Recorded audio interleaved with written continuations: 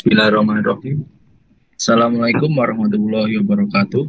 Waalaikumsalam Kami dari warahmatullahi kelompok wabarakatuh. 2 akan mempresentasikan materi yang berjudul Rumusan Masalah dan Telaah Literatur. Next. Aduh, Next. Perkenalkan, kami dari kelompok 2 yang bermutakan Raffi Aditya dengan NPM 83, Mufti Syaibudi dengan NPM 94, Laili Hasanatu dengan NPM 99, Ziraan India dan NPM 118, dan saya sendiri Muhammad Zidan dengan NPM 101. Next.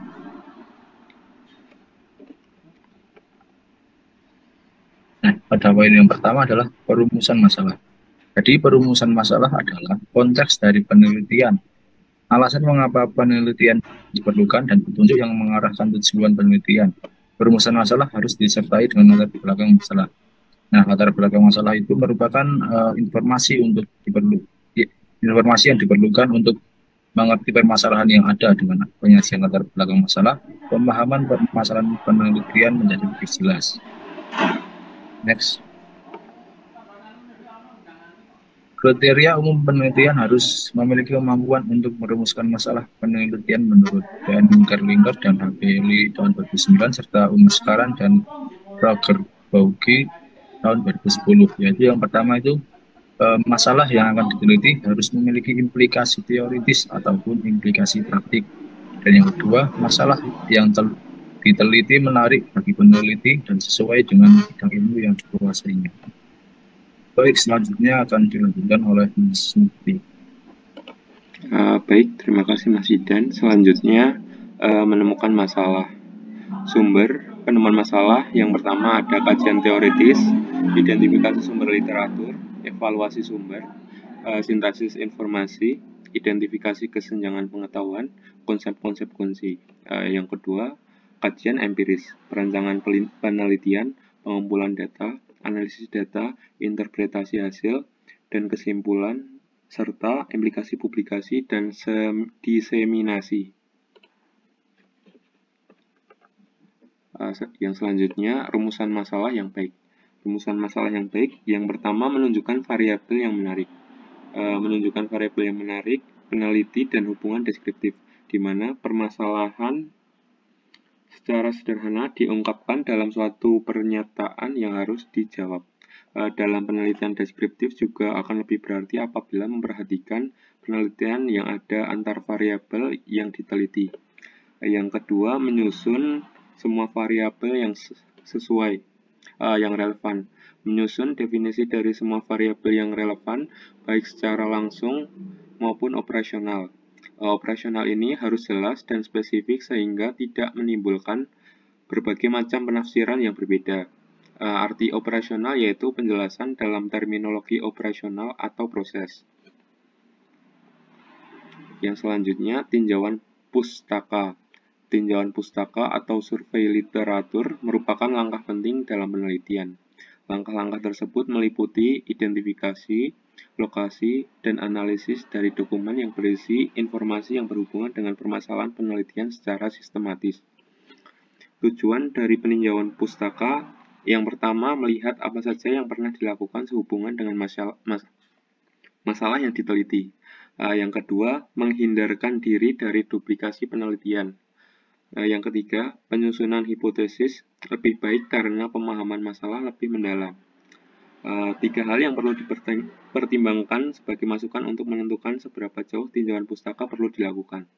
Yang pertama, banyaknya tinjauan pustaka tidak selalu berarti semakin baik, tetapi tinjauan pustaka yang sedikit namun terorganisasi dengan rapi dan terkait erat dengan penelitian yang dilakukan adalah lebih baik daripada tinjauan pustaka yang banyak namun tidak terarah.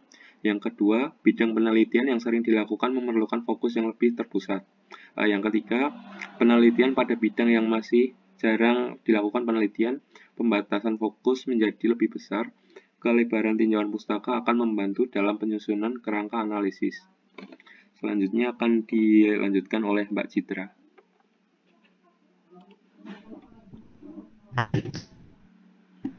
Baik, yang selanjutnya adalah hal yang sebaiknya diketahui sebelum pustaka. Yang pertama itu prosedur dan aturan yang berlaku untuk menggunakan perpustakaan, meliputi jam buka perpustakaan, klasifikasi penyimpanan, cara memperoleh buku atau bacaan referensi, merupakan hal-hal yang perlu diketahui lebih dahulu sebelum memulai melaksanakan penelitian. Yang kedua, kelengkapan pustaka dan pelayanan yang tersedia. Yang ketiga, tersedianya data spesifik tentang permasalahan manajemen atau bisnis dan ekonomi yang terkait dengan penelitian yang dilakukan. Next.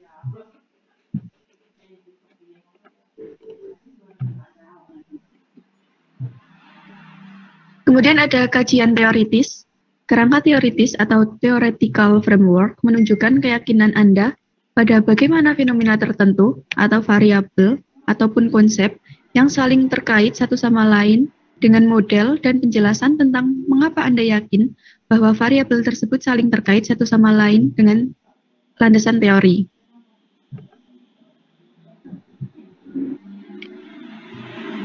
Yang selanjutnya ada proses membuat kerangka teoritis. Yang itu ada 3. Yang pertama, memperkenalkan definisi dari konsep atau variabel dalam model Anda. Yang kedua, mengembangkan model konseptual yang memberikan representasi deskriptif dari teori Anda. Yang terakhir ada menyatakan teori yang memberikan penjelasan untuk hubungan antar variabel dalam model Anda.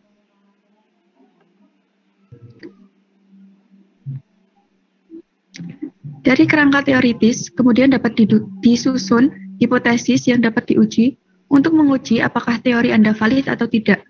Hubungan yang dihipotesiskan tersebut kemudian dapat diuji dengan analisis statistik yang tepat, karena kerangka teoritis memberikan dasar konseptual untuk melakukan penelitian. Baik, yang selanjutnya akan dilanjutkan oleh Mas Rafli. Konsep. Sumber-sumber konsep. Konsep-konsep umum merupakan bagian terbesar dari komunikasi bahkan dalam penelitian. Suatu cara untuk mengatasi masalah menghadapi suatu konsep yang tidak lazim adalah dengan meminjam dari bahasa-bahasa lain, misalnya Gestalt, atau meminjam dari bidang-bidang lain. Pentingnya konsep dalam penelitian. Konsep merupakan dasar bagi pemikir dan komunikasi. Akan tetapi kita kurang memberi perhatian kepada pengertian konsep dan masalah-masalah yang dihadapi dalam pemakaiannya. Kita mendesain hipotesis dengan memakai konsep. Kita mengumpulkan data dengan memakai konsep pengukuran ini. Masalah-masalah dalam pemakaian konsep. Pemakaian konsep menimbulkan kesulitan-kesulitan yang dipertegas dalam situasi penelitian. Pertama, setiap orang berbeda-beda dalam pengertian yang mereka berikan kepada label tertentu.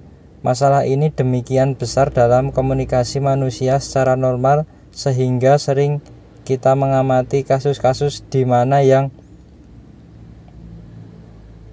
orang memakai bahasa yang sama tetapi tidak mengerti satu dengan yang lain.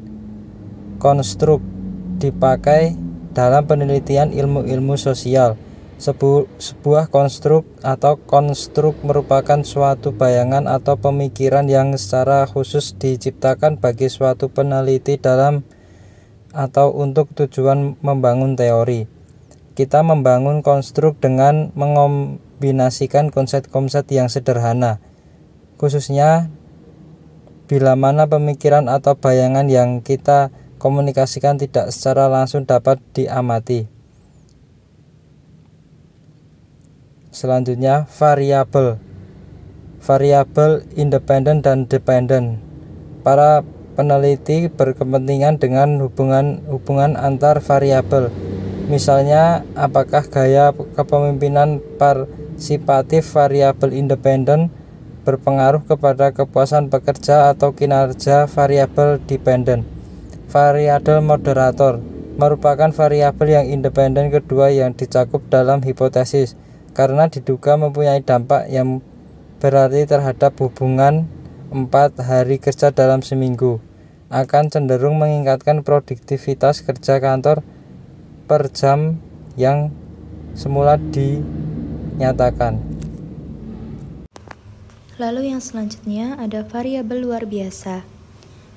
Variabel-variabel luar biasa yang jumlahnya hampir tidak terbatas dengan mungkin saja berpengaruh pada suatu hubungan tertentu. Kebanyakan variabel ini dapat diabaikan. Mungkin ada di antaranya yang penting tetapi dampaknya demikian acak sehingga dampaknya kecil sekali. Yang selanjutnya, variabel antara. Variabel antara dapat dirumuskan sebagai faktor yang secara teori berpengaruh pada fenomena yang diamati, namun tidak dapat dilihat, diukur, atau dimanipulasi.